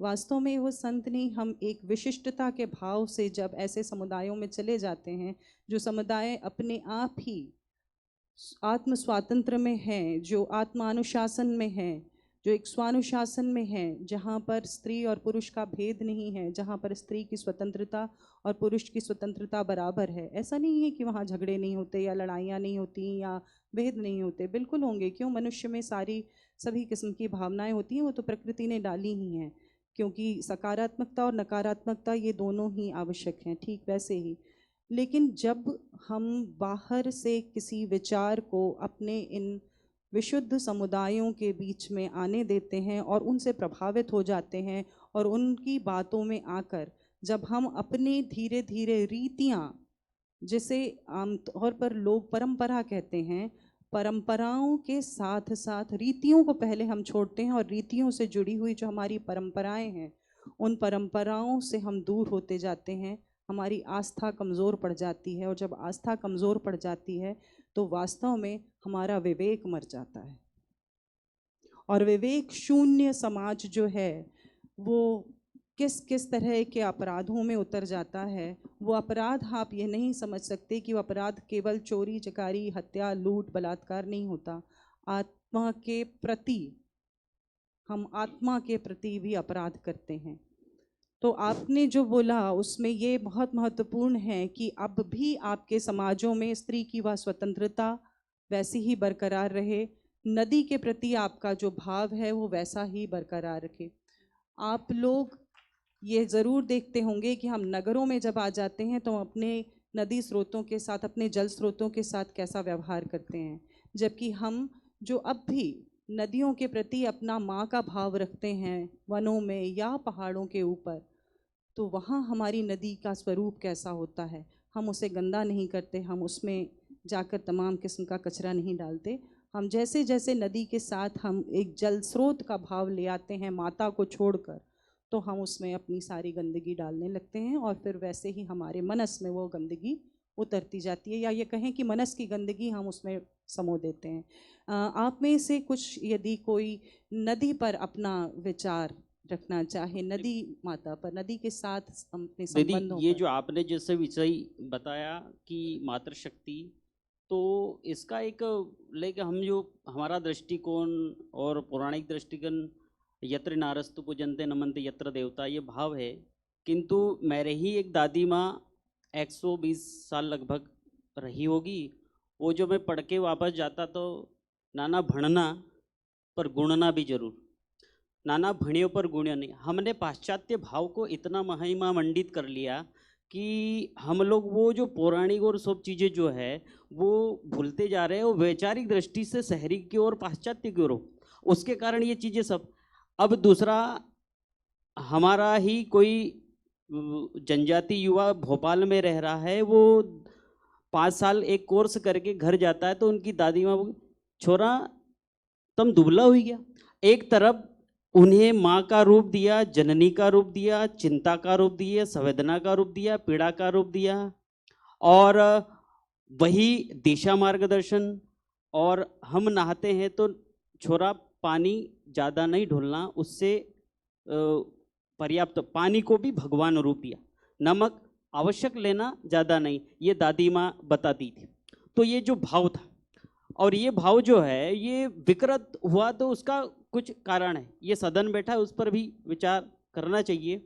दूसरा, जो आस्था और मातृशक्ति नवई होती थी तो कुलदेवी को पहले खिलाना, धरती माता को पहले पूजना, समस्त घर में जितने देवी देवता उनको पहले खिलाना, वो नवई जो है धरती पर जो चीज़ नवीन डेवलप हुई है, जो इंद्र देवता के बरसात से डेवलप हुई, उसको पहले प्रकृति को देना, पहले धरती माता को देना, उसके बाद हम सेवन करें। ऐसा समग्र रूप जो माता का रूप देखा है, ये बुजुर्गों लोग के अंदर था, धारणा था, वो कहते थे, और इसलिए कहावत बनी थी, आज भी उधर बुजुर्ग लोग कहते हैं नाना भणियों पर गुणियों नहीं, और वो बड़ी समस्या है। बहुत सुंदर बातें की, धन्यवाद। आपने बहुत अच्छे से इस बात को रखा। ये बहुत महत्वपूर्ण है कि हम इस पर परिचर्चा ज़रूर करें। मुकेश जी, आपने मुझे जो विषय दिया है उसमें धार्मिक समानताओं पर बात की है, पर मुझे लगता है कि ये बच्चे ने अभी जो बात कही कि हम अपनी इन, क्या कारण था कि हम इन विकृतियों पे आ गए और हमने ये आस्थाएं छोड़ दी, इसका सबसे बड़ा कारण तो मुझे लगता है यह है कि हमारा विवेक कम हो गया, हमारी आस्थाएं कमज़ोर हुई तो हम विवेक शून्य हो गए, और क्या सही है क्या गलत है, हमें क्या अपनाना है पाश्चात्य से, हम पूरी तरह से उन्हें दोष नहीं दे सकते। हमारे सामने यदि अग्नि रखी हुई है, एक जो दीपक की है और एक है जो चूल्हे की है, हमको किस में अपनी आरती लेनी है और किस में हाथ डालना है, ये विवेक तो हमारे भीतर होना चाहिए। हमें उनमें उनसे क्या लेना था और क्या छोड़ना था, ये हमें तय करना है। अब भी देर नहीं हुई है, क्योंकि हमारे पास वो बुज़ुर्ग हैं जो हमें ये बताते हैं कि उन्होंने वो समय जिया है जबकि बहुत सारी चीज़ें बहुत सुंदर तरह से, बहुत अच्छे तरह से प्रवाहमान थीं, और वे प्रवाहित जो जितनी भी हमारी आस्थाएं थीं उनमें यदि कहीं पर रोक लगी है, वे कहीं कीचड़ की तरह बजबजाने लगा है, तो उसके कारण क्या है, वो बांध हमने कहाँ पे डाला, उस बांध का वास्तव में जो मूल रूप है वो हमारे भीतर क्या है। क्या ऐसा नहीं है कि हमने अपने समाजों की स्वतंत्रता, हम कहते हैं हम स्वतंत्रता दिवस भी मनाते हैं, लेकिन वास्तव में क्या हम अपनी स्वतंत्रता को जी रहे हैं? हम स्वयं स्वतंत्र नहीं हैं, हम अपने विचारों को, अपने कपड़ों को, अपने परिधानों को, अपने उत्सवों के तरीकों को, सब कुछ को हम बाहर से ले रहे हैं जो हमें कोई बताता है, चाहे वो मार्केट के रूप में आए, चाहे किताब के रूप में आए, चाहे प्रोफेसर के रूप में आए, चाहे एडवर्टाइजमेंट के रूप में आए, चाहे हम में से किसी भी एक मनुष्य रूप में आए, पर ये हमारे भीतर से जागना चाहिए कि हमें क्या अपनाना है। क्योंकि यदि हमारी आस्थाएं कमज़ोर हैं तो हमें पूरा चमचमाता हुआ नकली सोना जो है वो बहुत आकर्षित करेगा, और हाथ में पहना हुआ पुराना अपनी दादी परदादी के ज़माने के सोने में हमको चमक दिखाई नहीं देगी। अभी आप कुछ बोलना चाहिए। सावधान, माई माता की भैया जय। एक मिनट दयवत सुनना है। अभी सारा देवलोक जागृत हो चुका है और हम मृत्युलोक वाले जरा बोलेंगे कम, आप ही लोगों को बोलना समय अपने पास बहुत कम है, तो भैया पहले आप खड़े थे, आप बोलिए जरा। हाँ बताइए, थोड़ा 2 मिनट में बात बताएं। अभी वो बैठ रहे हैं जरा, आप बोलिए। मांगीलाल खराड़ी, जिला रतलाम। दीदी ने मातृत्व के ऊपर माँ पर बोलने का विषय रखा था। तो भील समाज से बिलोंग करता हूँ, भील समाज में आता हूँ, और उधर आसपास का पूरा एरिया डूंगरपुर से लगा करके मेवाड़ से गुजरात कठीवाड़ा जिले तक और इधर बड़वानी कुक्सी तक भील समाज निवास करता है। तो भीलों में बड़ी मतलब जटिल परंपरा है, और वहाँ रहने वाला व्यक्ति, कई प्रचारक लोग भी आते हैं, सब आते जाते हैं, तो एक एक चीज़ सीखते हैं, और सब हम भी समझते हैं, हम भी छोटे हैं, सारी हमारी परंपराएं और संस्कृति हमें भी ज्ञात नहीं है। तो माई माता की बात करते हैं नदी पर, तो नदी में जब हमारी माता है, हमारे कोई भी भाई बंधु है, वो उस माई को पार करता है, तो जो साथ में कोई वस्तु लेके जाता है वो पहले माई माता को चढ़ाता है, फिर उस माई माता को पार करता है। ये बड़ी परंपरा है वहाँ पर। और भील समाज में अगर किसी भी प्रकार का कोई नवीन कार्य प्रारंभ होता है तो मातृभूमि को पूजा करते हैं, नवीन कपड़ा लाते हैं, उस नई टोकरी बनती है बांस की, यहाँ बना रखी है, देखिए आपने, हमने सबने, उसमें कपड़ा रखते हैं, फिर मिट्टी साफ सफाई करके कंकु, चावल, नारियल चढ़ाते हैं उस भूमि को, धरती माता को, धरनी को, भारत माता को, और फिर ले करके आते और उस माँ की पहले पूजा होती है, फिर कुल देवता की पूजा होती है, फिर कोई आम को ही पूजता है, कोई पीपल को पूजता है, कोई गुलर को पूजता है, फिर उसके बाद प्रारंभ करता है अपने कुल देवताओं की पूजा करके। इस प्रकार हमारे यहाँ परंपरा है, भीलों में वो मात्र माँ की पूजा करके कार्य प्रारंभ करते हैं। धन्यवाद आपका। अभी कोई बहुत विशेष बात आप कुछ करना चाह रहे थे? जी मैडम, मैं प्रोफेसर मदन सिंह वास्केल, भिलाला समाज से। नदी पे ही मैं जिक्र करना चाह रहा था। जिस प्रकार से खराड़ी जी ने बोला है कि नदी, जो भिलाला समाज और विहिल समाज, जहाँ मैं भिलाला समाज से बिलोंग करता हूँ, वहाँ पर जिस नदी को जितना सम्मान दिया है वो कि शायद हम नगर में आगे हों पर नहीं देखने को मिलता है। जैसे कभी भी अगर हमें कोई शांत होता है और दाह संस्कार करता तो भी नदी के किनारे, लेकिन उसका पानी को जब राख को भी पानी में नहीं ले जाता है और इसके साथ ही वहीं नहाता है, सबसे पहले कि मेरी माता है, यहाँ से नहा के मैं घर जाऊँगा। पहला विवाह में भी करता है। विवाह तो अगर एक गांव से दूसरे गांव अगर नदी क्रॉस करना होती है तो सबसे पहले उस नदी पे नारियल गाड़ी रोकी जाती है और दूल्हा दुल्हन को उतार कर उसकी पूजा कराते हैं और उसके बाद में नदी क्रॉस कराते हैं। अगर बड़ी नदी है तो उसमें कपड़े तक की नदी हमारी है, वो हमारी माता स्वरूप हैं, तो उनको साड़ी और पूरा पहनावा ये वहाँ पर रख के आते हैं। इतना हम निश्चित रूप से, बहुत सुंदर, ये बात बिल्कुल सत्य है। अब चूंकि ये थोड़ा सा हमारे पास समय की एक सीमा है और अभी हमें संध्या जी को भी सुनना है। मैं ये एक विशेष जो इस पूरी परिचर्चा से निकल कर आया है उस पर आप बैठें प्लीज, आप बैठें प्रोफेसर साहब। जो बात है ये बहुत सुंदर है कि हमारे यहाँ ये सारी परंपराएं, हमारे यहाँ ये रीतियाँ अभी हैं जिनको हम जानते भी हैं, पर आप इसका महत्व समझते हैं। इसका महत्व यह था कि हम अपनी नदियों को, अपनी प्रकृति को, अपनी स्त्री को, अपनी गाय को, इस पूरी भूमि को हम जो है वो उसकी न केवल रक्षा और सम्मान करते थे, लेकिन हम उसका ख्याल भी रखते थे। आज इतनी पूरी दुनिया में जो समस्या है पर्यावरण की, या हम सब कुछ भोग रहे हैं, क्या आपको नहीं लगता कि ये सारे संस्कार जिस वक्त हमारे बच्चे हमारे शहरों में जाते हैं, क्या हम उनमें यह संस्कार डालते हैं? या हमें ये हिम्मत होती है कि शहरों से जो लोग हमारे यहाँ नदी में आए हैं पिकनिक मनाने, या हमारे जंगलों में घूमने, या हमारे पहाड़ों में घूमने के लिए, और वो आकर कहीं पर चिप्स का पैकेट और बियर के कैन और खाना खाने के बाद वो थर्मोकोल की प्लेट्स और तमाम किस्म के चम्मच फेंक रहे हैं? हमें ये हिम्मत क्यों नहीं जागती कि ये हमारा घर है, ये हमारी माँ है, ये हमारा वन है, यह पहाड़ हमारा पिता है। आप इस पर अपना कचरा फेंक कर मत जाइए, ये कचरा समेटिए और इसे वापस अपने साथ लेकर जाइए, और नहीं तो आप इसे पूरे को बंद करके, हम व्यवस्था करते हैं, इसे यहाँ पर जलाकर नष्ट करके जाइए, सुरक्षित रूप से जलाकर नष्ट करके जाइए। ये हिम्मत हम में क्यों नहीं है? ये जिम्मेदारी हम स्वयं क्यों नहीं उठाते? हम कब तक ये कहते रहेंगे कि अरे कोई कुछ करता नहीं, अरे वन विभाग कुछ नहीं करता, या नगरों की सफाई सरकार क्यों नहीं करती? एक साल कोरोना में जब शहर बंद था तो ये नदियाँ, ये जंगल प्रकृति ने स्वयं एक साल में साफ कर लिया।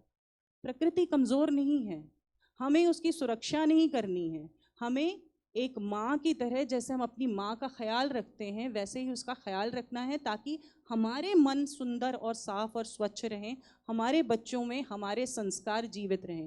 हमारे बच्चों में हमारे संस्कार इसलिए मर जाते हैं क्योंकि हम अपने बच्चों में वास्तव में वह मूल्य ही नहीं डाल पाते कि हमें अपने पर्वत, अपने जंगल, अपनी नदियाँ न स्वयं खराब करनी है, न दूसरों को खराब करने देनी है।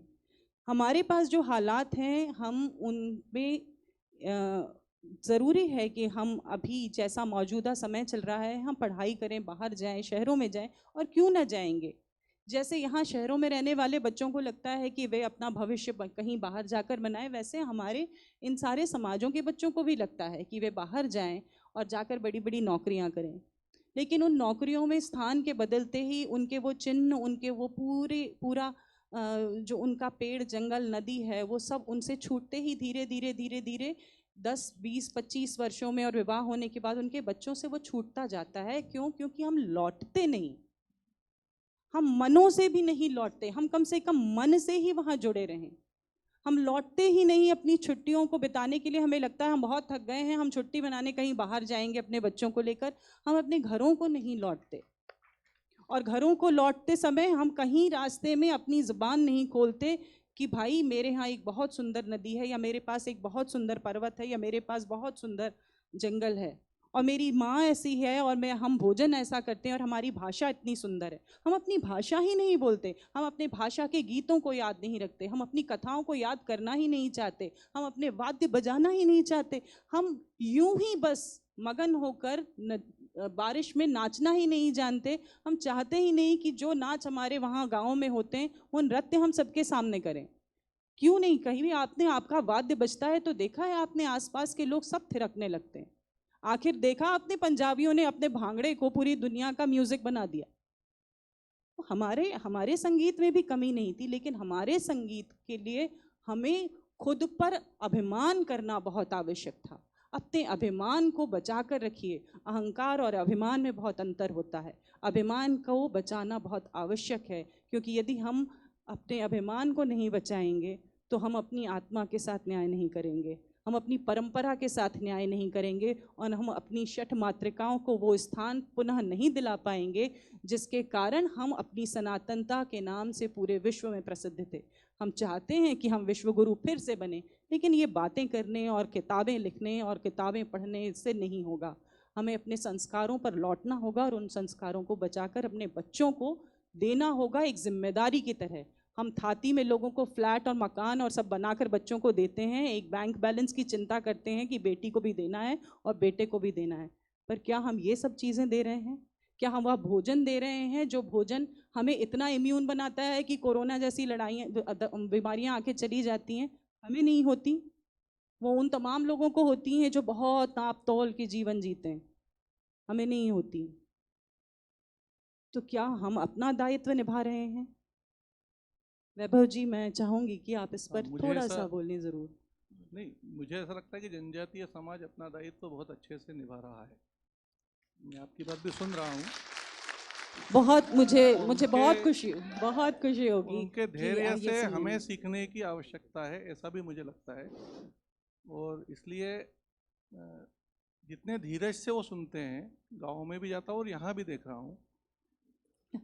निश्चित रूप से, तभी मैंने कहा कि अब उन्हें इस धैर्य के साथ में एक ऐसी हिम्मत की भी आवश्यकता है कि वो विरोध भी शुरू करें। और इसलिए वो बोलते हैं। मैं भी देखता हूँ, मैं बहुत बार जब मैं शुरू में गया तो उस समय 23-24 साल का ही था जब झाबुआ में मैं पहली बार गया। तो कॉलेज से निकल के गया था, तो मुझे अपने आप को ज्ञानी समझता ही है कॉलेज का लड़का, तो उनको तो अनपढ़ समझता ही। बिल्कुल। तो ऐसा लगता था कि मैं कुछ बताऊं और ये सुन के और मेरे पीछे चले। तो कुछ दिनों बाद समझ में आया कि वो बहुत महाज्ञानी लोग हैं। वो हाँ बोल रहे हैं, वो उनका धैर्य है बड़े, और सब चीज़ों को बहुत अच्छे से समझते हैं, है ना। एक एक परंपरा को वैज्ञानिक आधार पे तोल के और उसका पालन भी कर रहे हैं आज भी। आज जो परंपराओं के बारे में कुछ ही लोग बता पाए, मुझे लगता है 2-3 लोग, लेकिन बहुत धीरज के साथ बहुत विपरीत परिस्थिति में उन सब चीज़ों का पालन, डीजे के युग में भी ढोल को बचा के रखा है, तो वो जनजाति समाज ही है आज भी। बिल्कुल बिल्कुल, बस यही मैं चाहती हूँ कि उनके बच्चे भी इसको आगे बढ़ाते रहें जो नगरों में युग में भी वो अपने लोक गायन को, लोक संस्कृति को बचा के आगे बढ़ रहे हैं। और इसलिए मुझे लगता है कि अपने को उनको सुनने का अवसर कम मिल रहा है। हम ज़्यादा बोल रहे हैं, समय की भी मर्यादा है। और इतना अच्छा जनजातीय व्यक्तित्व हमको सामने दिख लिया कि बुद्धपाल जी वो सुनने को ही चाह रहे हैं, वो अभी भी बोलना नहीं चाह रहे थे, वो कुछ बोल ही नहीं बिल्कुल, पाए। पर अब हमारे पास समय की सीमा हाँ, तो है ही। बुद्धपाल जी बोल ही नहीं पाए और हम लोग नगर के हैं, हम बोलते रहे। मैं समझ हुआ रही हूँ ऐसा ही है। आपका इशारा किस और है, इसलिए वैभव जी। मुझे लगता है बुद्धपाल जी ने भी 5 मिनट कुछ बिल्कुल। बोलना चाहिए, उसके बाद हम इस बहुत सत्र को अच्छे से- समाप्त करें। बहुत अच्छे से मैं समझ रही हूँ। बोलने का तो मैंने आप सब लोगों से अवसर दिया था आप सब लोगों को, और काफ़ी अच्छे विचार आए। क्योंकि मैं बोलता बहुत कम हूँ और जो सामने के जो विचार आते हैं उनको पूर्ण करना, उनको ग्रहण करना, यही मेरे स्वभाव में है। इसलिए आपने मैंने बोलने के योग्य समझा, मेरे लिए बहुत बड़ी बात है। तो आप सब लोगों ने अच्छे विचार दिए हैं, क्योंकि हमको संध्या जी को भी सुनना है, समय अपने पास कम है, जैसे नेहा जी ने बताया। और आप सब लोगों को अगले कार्यक्रम के लिए शुभकामना देते हुए मैं अपनी बात समाप्त करता हूँ। धन्यवाद बुद्धपाल जी, आपने हमें अपने शब्दों से अनुग्रह किया। मैं सुश्री संध्या जैन जी से आग्रह करूंगी कि वे आकर हमें अपना व्याख्यान दें।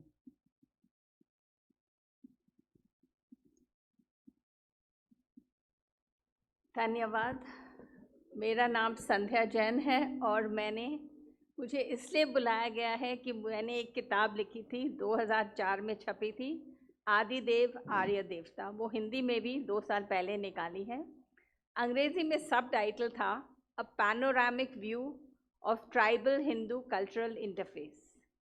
मतलब इस किताब के पीछे का राज ये था, मेरी पहला प्रयास था, पहली किताब थी, तो एक नौसिखिया का काम था, लेकिन इसके पीछे जो मेरी मानसिकता थी वो ये थी कि घर में ही कुछ एक्सपर्ट्स की किताबें जो थी, के सुरेश सिंह, जीपी सिंह वगैरह वगैरह, तो एक दिन मेरे हाथ कुछ पड़ा कि वो सेंसस लिटरेचर जो ब्रिटिश का था, और लोगों ने नोट भी किया है कि यहाँ से बदमाशी शुरू हुई, कि इनके जो सेंसस के ऑफिसर्स थे वो भी अंग्रेज सारे थे। वो अपने सुपीरियर्स को, बड़े अफसरों को कहते थे, सर ये ट्राइबल का हमने कॉलम क्यों डाला है सेंसस में, ये तो बकवास है, ट्राइबल और हिंदू में कोई फ़र्क ही नहीं है, चाहे हिंदू को ट्राइबल कहो या ट्राइबल को हिंदू कहो, ये एक ही चीज़ है, हमें ये नहीं करना चाहिए। तो लोग कहते थे नहीं तुम चुपचाप करो, और उन पे दबाव डाल के तोड़ बड़ोड़ के उन्होंने एक ही जनजाति को लेके कहीं पे शूद्र बना दिया, कहीं पे ट्राइबल बना दिया, कहीं पे कुछ, इनको समझ में नहीं आया। लेकिन साजिश और डिज़ाइन लंदन का सही था कि ये जो हिंदुस्तान है इसको टुकड़ी टुकड़ी में समाज को बांटना है।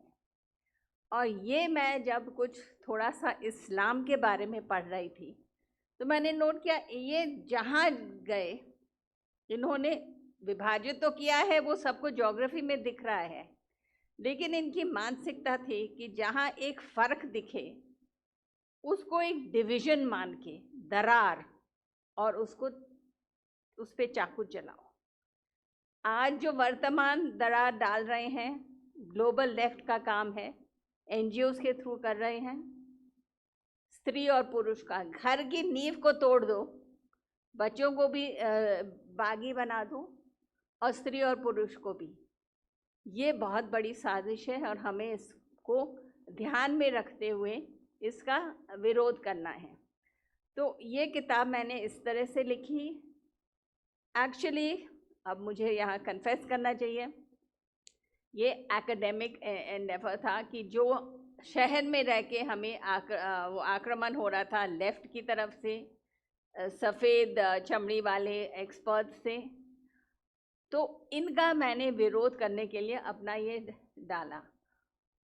मेरी किताब अगर आप पढ़ेंगे सब कुछ है उसमें, लेकिन जो यहाँ आते वक्त मुझे महसूस हुआ कि मेरा ऑडियंस अर्बन था।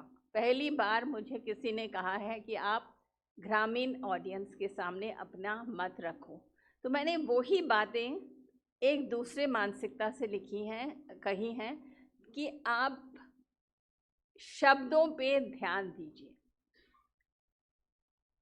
सारी बदमाशी वहीं होती है, कोई कुछ बोल रहा हो तो हमारे मानसिकता में एक चीज़ का एक मतलब है तो हमें उसे उसी तरह से कहना है। दूसरे का शब्द अगर और मायना हमने इंपोर्ट कर लिया सोच के कि ये भी वही कह रहे हैं, ऐसा नहीं है। ये बहुत ध्यान में रखने की चीज़ है। अब ट्राइबल्स के बारे में बात करते हैं। हमारी शब्दावली में इनको आदि मानव कहा गया है। इसका मतलब सबसे पहले दुनिया में मानव जाति। इसका क्या मतलब होता है और हमसे क्या लेना देना?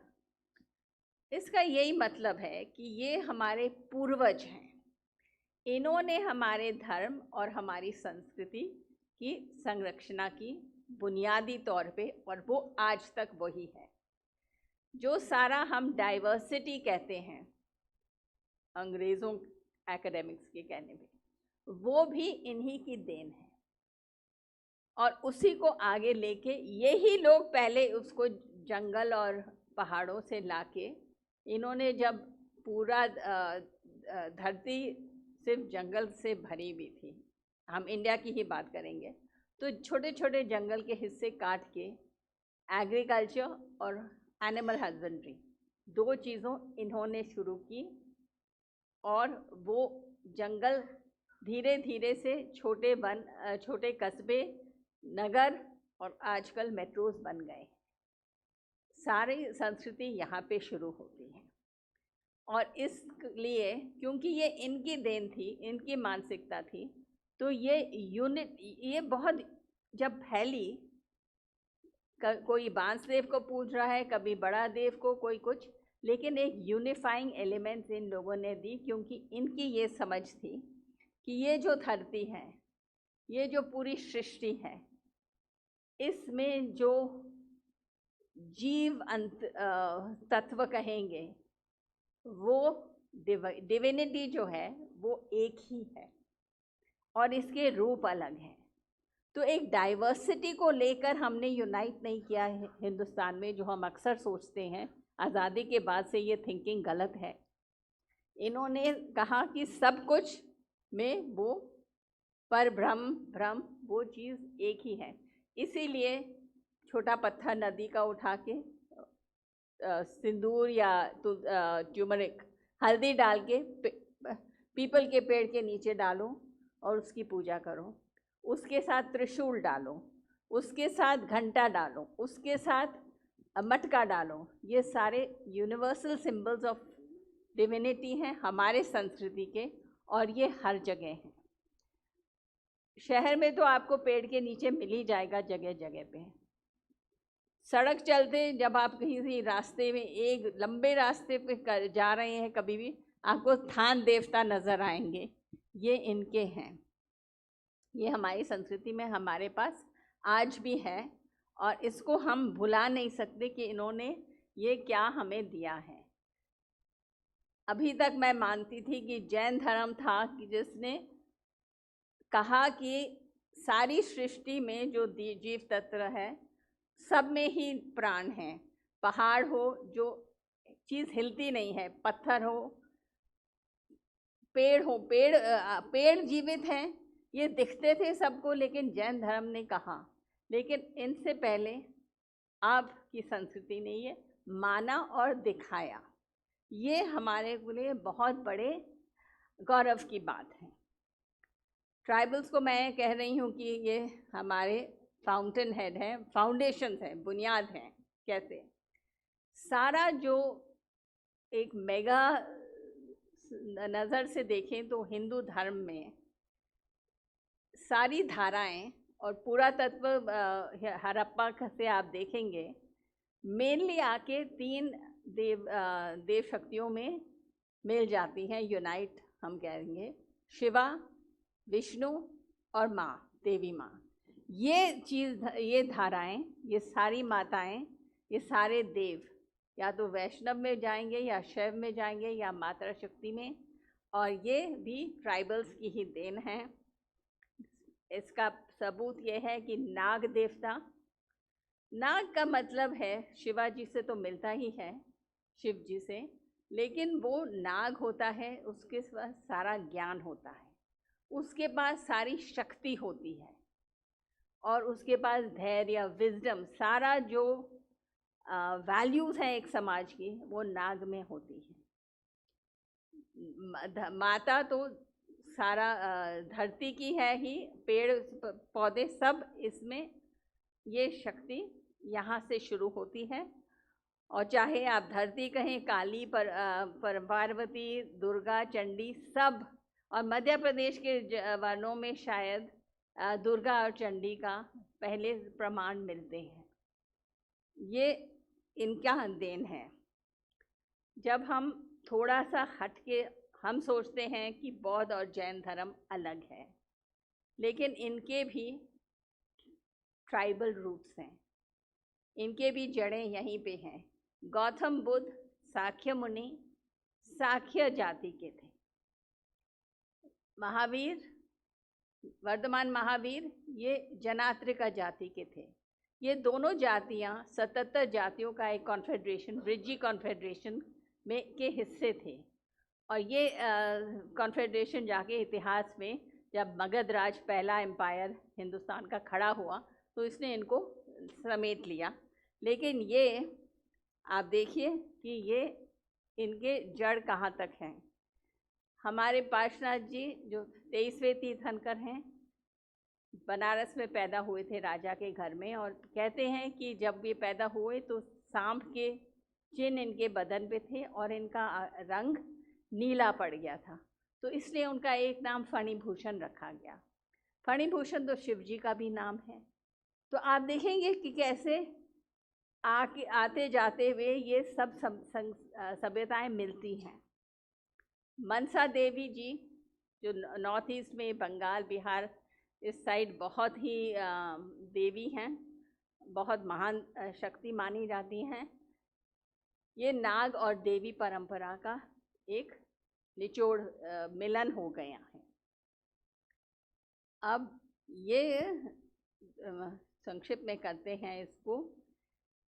जो जब कुछ जातियां धीरे धीरे से वन काट के गांव बनाने लगे, ट्राइबल्स ही थे, तो ये अपने देव और देवता, देवी अपने साथ गांव में लाए। नेचुरली वही लोग थे, और यहाँ पे ग्राम देवी की स्थापना की। ये ग्राम देवता जो है ये भी जनजातियों से उत्पन्न हुआ है, और कुछ स्कॉलर्स का मानना है कि नॉर्थ ईस्ट में जो किरात जाति है, इसके निषाद भी हिस्सा हैं इनकी देन है ये। तो ये ग्राम देवी का मतलब है एक छोटे से क्षेत्र में जो ज़मीन है और उसकी रक्षा ये ग्राम देवी करेगी। देवता कहते हैं ग्राम देवता। मैं ये क्लैरिफाई कर दूं, बहुत लोगों को लगता है हिंदी में देवी और देवता स्त्रीलिंग और पुल्लिंग है। ये एक गलती है। भारतेंदु हरिश्चंद्र जब और अपने उनके साथी जब हिंदी भाषा का समेट रहे थे और उसको उज्जीवित कर रहे थे 19वीं शताब्दी में, तो उन्होंने ऑर्थोग्राफी में थोड़ा भूल की। देव और देवी स्त्री और पुल्लिंग है, देवी और देवता पर्यायवाची शब्द है, दोनों एक ही हैं। तो कभी आप ग्राम देवता का सुने और देखेंगे ये तो माँ है, तो ये इसका कारण ये है। तो इस तरह से जब गांव से आगे बढ़े शहर की तरफ, जैसे जो कृष्ण के टाइम पे मथुरा और गांव में ज़्यादा फर्क नहीं था, इसीलिए बैलगाड़ी में दूध आ जाता था नगर में। लेकिन जब आपकी 4-5 पीढ़ी नगर की तरफ मुड़ गई हैं, तो वो फैमिली के कनेक्शंस टूट जाते हैं पीछे गांव में। इसलिए कुछ लोग नगरवासी बन के रह जाते हैं। मुझे अपने गांव का नाम याद है बरौत का, लेकिन हमारा वहाँ कोई नहीं है, तो हमेशा वापस जाना भी संभव नहीं होता है, ये मैं कहना चाहती हूँ। तो ये शिवा और शक्ति पूरा हिंदुस्तान में इनकी एक यूनाइटेड पद्धति है। ये ट्राइबल्स की देन है। विष्णु का वराह और नरसिम्हा अवतार, इनका ट्राइबल से लेना देना है, कनेक्शन है, वो तो साबित ही है, ज़्यादा बोलने की ज़रूरत नहीं है। और नरसिम्हा जी हिरण्यकशिपु को मारने के लिए कहानी है कि वो एक स्तंभ में से, महल के स्तंभ में से उत्पन्न हुए और उन्होंने फिर उसका वध किया। ये स्तंभ हर जगह हमें मिलता है। वैदिक युग में पहले एक खंभा गाड़ते हैं। शिवाजी, ये क्योंकि इतना पॉपुलर हो गया तो शिव जी का भैरव रूप को भी स्तंभ में डाला। स्तंभेश्वरी एक देवी है, उड़ीसा में उसकी बहुत मान्यता है। इस तरह से हम देखेंगे कि सारी जो चीज़ें हम आज भी मानते हैं, भले ही शहर वाले इन चीज़ों को एकेडमिकली ही माने, लेकिन ये बुनियाद जो है, ये जीवंत कल्चर ये ट्राइब्स का है। अभी मैंने संग्रहालय में देखा, एक स्तंभ के रूप में वो एक कुछ चीज़ें उस पर नक्काशी की गई थी। वो एक हर परिवार में जब कुछ मौत हो जाती है तो उनका प्रतीक चिन्ह के लिए ये खंभा बनता है और उसकी मेमोरियल स्टोन जिसे कहते हैं, ये इनका जीवित कल्चर आज भी है। ये तो बहुत आकस्मिक मानने वाली चीज़ है। नॉर्थ ईस्ट में मैं गई थी, त्रिपुरा में मैंने देखा इनकी कहानियाँ पढ़ के। वहाँ मुझे पता लगा कि मरने के बाद एक खास पुजारी का पूजा होगी उसके तहत, और तभी मरने वाले की आत्मा पहुँचेगी वैतरणी नदी पार करके भगवान के पास। मतलब वैतरणी नदी का जिक्र मुझे वहाँ मिला, जिसको हम सोचते हैं बिल्कुल ठोस वैदिक कल्चर का हिस्सा है। तो इसका मतलब है कि सारी बातें इधर और उधर मेल तो हो ही रहा था। कैसे हुआ है ये कि एक चीज़ कहीं शुरू होती है और फैलती है, इस पे हमें ज़्यादा अध्ययन करना था। आपने कहा कि हमारी संस्कृति छूट रही है। असल में इस वक्त अगर हमें किसी से प्रेरणा लेनी है, बिहार में जो बिहारी हैं, महाराष्ट्र में इनको खूब गालियाँ दी राज ठाकरे वगैरह ने, लेकिन बिहारी कम्युनिटी जहाँ जाती है ये अपना छठ पूजा का पद्धति साथ लेके जाती है। दिल्ली में तो हमने इनके लिए घाट भी बना दिए। कोविड में भी ये छत पे छोटे उस पे टब्स में खड़े होके इन्होंने छोड़ा नहीं, और ये बहुत दिक्कत का वो प्रयास है वो पूजा, और कितना वो लंबा वो फास्ट रखना पड़ता है, लेकिन ये कभी अपनी तस से मस नहीं हुई।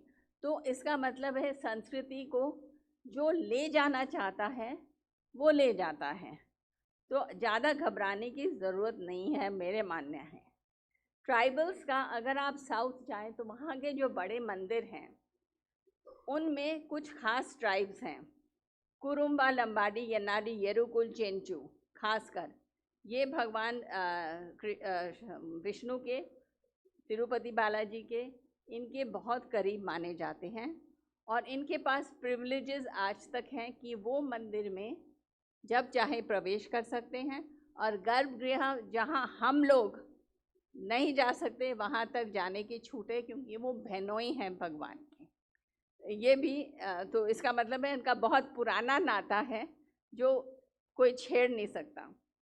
जगन्नाथ पुरी, ये बिल्कुल सौरा कम्युनिटी, सवारा जिसे कहते हैं, उनके भगवान थे खास जंगलों में, और उनकी मूर्ति जो बनती है वो एक खास दारू की बनती है, लकड़ी की। तो जब इस भगवान की महिमा फैली और सारे कंट्री से, आज भी यात्रा गुजरात से होती है, सारे लोग आने लगे, तो जो दूसरे नॉन ओरिया थे उन्होंने कहा हमें ये पूजा पद्धति समझ में नहीं आई, तो राजा ने ब्राह्मण पुजारी वहाँ रखे और लोगों के लिए। लेकिन जो लोकल प्रीस्ट है वहाँ का, पारंपरिक दैत्य उनका नाम है, भगवान को छूने का अधिकार, संवारने का, नहाने का अधिकार उन्हीं को है। पहला प्रसाद वो डालेंगे, और जब 20-20 साल में इस मूर्ति को बदलते हैं, क्योंकि लकड़ी है, तो वो काम लकड़ी ढूंढना जंगल से, काटना कौन सा पेड़ और यहाँ लाना, उस पर प्राण प्रतिष्ठा करना, ये उन्हीं का काम है, कोई और छू नहीं सकता। यही कहानी लिंगराज मंदिर उड़ीसा में, वहाँ बाडूस हैं प्रीस्ट लोकल, वो करेंगे। तो इन लोगों की इतनी शक्ति है कि भगवान इनकी सुनता है, इसीलिए हमें ये परंपरा जीवित रखनी पड़े, हम इनको साइड नहीं कर पाए। एक बहुत अच्छी कहानी है शायद कि एक बार एक बहुत बड़े गुरु, मैं नाम भूल रही हूँ, वो वहाँ पहुँचे उड़ीसा ने कहा ये लोग अच्छे नहीं हैं, इनको थोड़ा हमें बदलना चाहिए सिस्टम यहाँ का, और बिल्कुल पंचरत्न पूजा होनी चाहिए, इनकी नहीं होनी चाहिए। इनके मन में आया और ये सो गए। जब ये सुबह रात में इनको सपना आया कि श्री कृष्ण ने कहा ये लोग तो मेरे उस जन्म के साथी हैं, तुम इनको कैसे तंग कर सकते हो। उसने कहा हो भूल हो गई, मैं उठ के करूँगा ठीक। जब वो उठे तो देखा कि वो दूसरे शहर में पहुंच चुके थे 100 किलोमीटर दूर। इसका मतलब है कि उनको समझ में आ गया कि ये छेड़खानी नहीं करनी है। किसी ने कहा है जाति और गोत्र के बारे में, यहाँ मैं कहना चाहती हूँ ये जाति गोत्र जो हिंदू समाज की एक सबसे बड़ी पहचान है, जिसको बड़ी हीन भावना से देखा है। हमारे अपने कुछ लोग कहते हैं कि ये हट जाना चाहिए, ये बिल्कुल नहीं हट जाना चाहिए। ये जिस दिन जाएगा उस दिन हिंदू समाज भी जाएगा। ये गोत्र एक तो ट्राइबल हैं, ट्राइब से जाति होती है, ट्राइब से गोत्र होता है, और वो ही आके बाकी समाज में वो ही आगे आया। ये हमारी वो फोर्स नहीं है। वैदिक जो वर्ण आश्रम है ये एक ऊपर ऊपर का समेटने का, समाज को समझाने के लिए कि कौन क्यों इतने हैं, ये एक आर्टिफिशियल ढांचा है। लेकिन जाति और गोत्र असल है। इसीलिए आप कहीं भी किसी मंदिर में चले जाइए, वो पुजारी पूछेगा नाम और गोत्र। गोत्र का मतलब है कि आप इस एंसेस्ट्री से आए हैं और आप इसलिए योग्य हैं कि आप मंदिर में घुसें और भगवान को कुछ अनुमोदन करें, और उस संकल्प के बेसिस पे फिर आपका पूजा आपके नाम से चढ़ावा होगा। ये ख़त्म हो जाएगा तो कुछ नहीं बचेगा। मैं खास ये बात कहना चाह रही थी। कंटिन्यूटी के छोटे छोटे मैं बात करूँगी। एक अग्निचयन यज्ञ है वेदों में, बहुत मान्यता है इसकी। 1970 में कोई फॉरेन स्कॉलर्स आए, उन्होंने देखा कि केरला में नंबूदरी ब्राह्मण्स छोटे से हिस्से में वहाँ के, और 2000 साल से वो उसी प्योरिटी से वो यज्ञ कर रहे थे। वो तो बहुत अच्छा है। आगे बढ़े तो नर्मदा के किनारे भिलाला लोग जो पूजा करते हैं वो अग्निचयन से बहुत मिलता है। इसका मतलब है जिन ऋषियों ने वैदिक मंत्र को सुना तपस्या करके वनों में, उनका आसपास की जनजातियों से आते जाते लोगों के साथ संपर्क था, और ये बुनियाद भी इसी धरती में इसी मैट्रिक्स के साथ, क्योंकि ये तो अरण्य थे सारे ऋषि, सारे जंगलों में आश्रम थे, ये वहाँ से बहुत लेना देना है। हमें ये कभी नहीं सोचना है कि हम वैदिक हैं तो हम ऊंचे हैं, ये तो जनजाति हैं, ये तो जैन है, ये तो बौद्ध है। मिलना जुलना हमेशा इतना रहा है संस्कृतियों का आगे पीछे, तो ये हम कभी भूल नहीं सकते।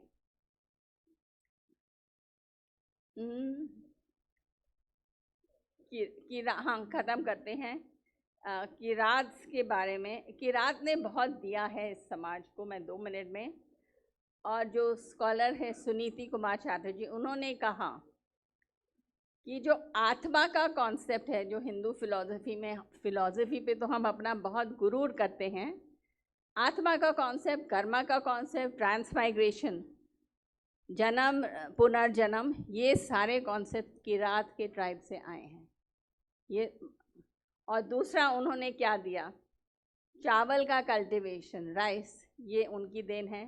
कुछ सब्जियां, कुछ फल फूल, नारियल, बीटल, पान का पत्ता पूजा में, कई चीज़ें इनकी अपनी देन हैं। और महाभारत में किसी ने जिक्र किया था, बहुत बड़े शक्तिशाली योद्धा जो थे, एकलव्य, घटोत्कच, ये सब ट्राइब से ही निकले हैं। तो इसका मतलब है कितना आना जाना था ट्राइब से। एक लास्ट पॉइंट, बाकी मैं कट कर दी हूँ।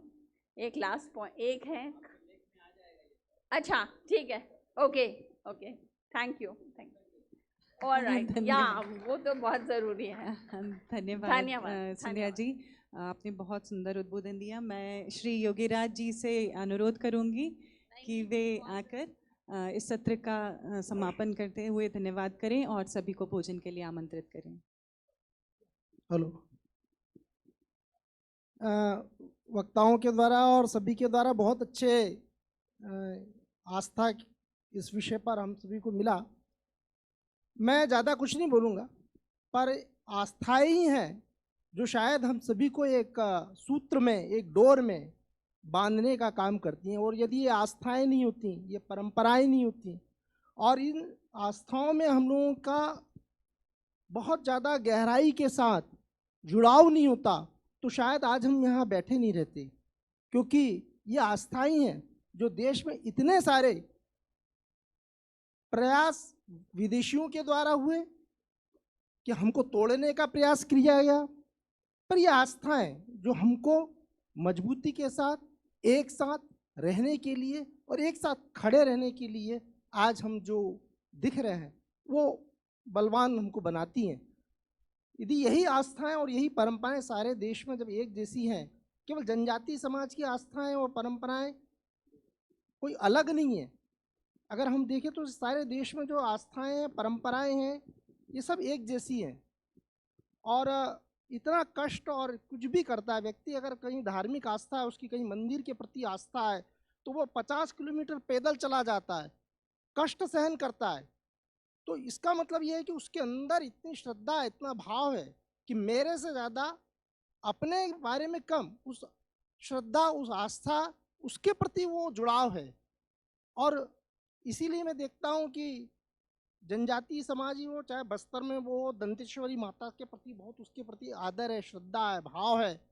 और मिशनरियों के द्वारा देखा जाए इतना प्रयास किया गया, तो भी वो एक जुड़ाव है।